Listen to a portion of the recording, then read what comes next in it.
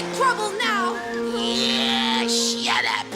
It's easy to look back on aspects of our childhood with rose-colored glasses. I meant to do that. But what happens when more present actions mess with the perfect pictures we've painted of the past? Bill Cosby charged for the very first time.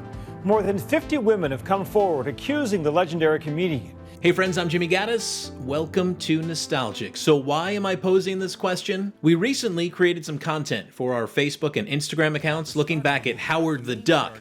The video clip included some behind the scenes of Jeffrey Jones and his transformation into the Dark Overlord. Toward the end, the changes get grosser until the Dark Overlord then appears, and that's pretty gross.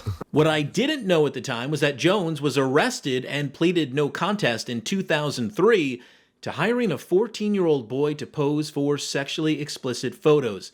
This fact soon became a focal point of many of the comments. For example, this one. You know what else is pretty gross? Jeffrey soliciting minors. Nobody wants to see that creep pop up in any videos, and I'm not talking about the duck. Jeffrey Jones is a creep too. Go look up his past. Turned out he really was a dark overlord. I hated to find that out years later, but I did like the movie when I was little.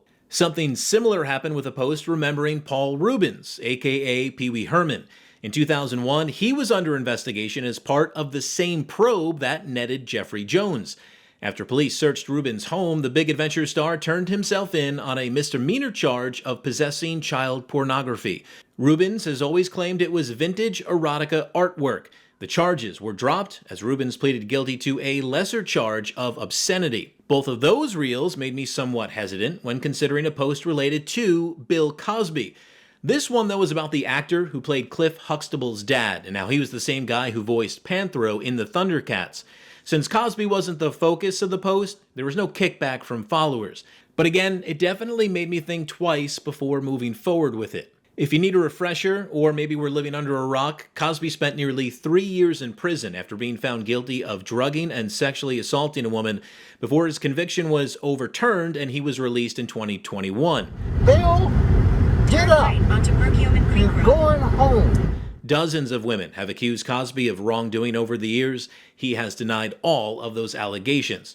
Of course, they're not the only stars who have been found guilty of straying from the moral path, whether in a literal court of law or the court of public opinion. Michael Jackson and Kevin Spacey immediately come to mind. Which brings us back to the initial question. How do we celebrate some of the childhood memories that made us when that nostalgia has been, in some cases, corrupted terribly? I'd certainly like to just look back on everything through the eyes of a younger Jimmy Gaddis. Ignorance is bliss, right? But do we need to take into account, as adults, what we know now? Certainly, we probably need to take this on a case-by-case basis, as some of the wrongdoing that folks have done has varied wildly and to many different degrees. I know for many of you, it's one strike and you're out. I'm not watching your movies. I'm not watching your TV shows. I'm not going to your concerts. I'm not buying your music. And I totally get it.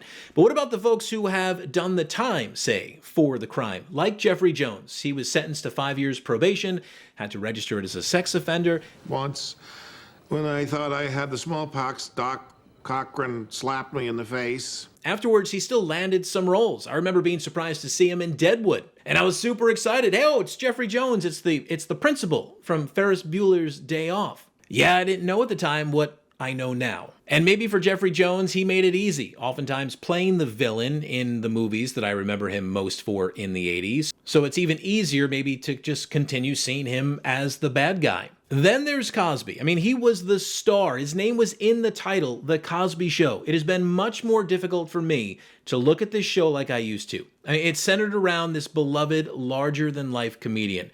And now I have a hard time, I genuinely have a hard time finding any of it funny. And I don't imagine I'll ever watch a single episode in its entirety ever again, unless I'm doing research for something like this. It's already bad enough that my favorite computer growing up, I had a TI 99-4A, which I plan to make some videos about, who, of course, was in a lot of those advertisements.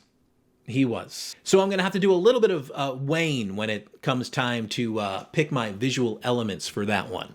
So again, there's really no conclusion to this video other than for me to ask you, how do you process all of this? How do you look back on the things that defined your childhood when, again, some of them have been tainted by the people involved? Are you able to separate what you know as an adult and just enjoy it for what it was back in the day?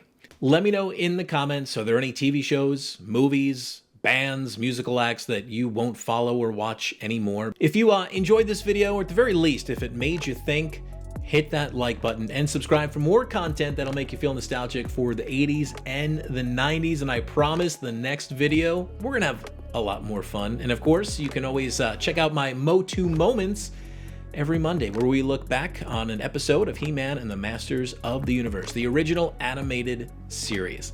I'm Jimmy Gaddis. Thank you so much for watching, and I'll see you next time.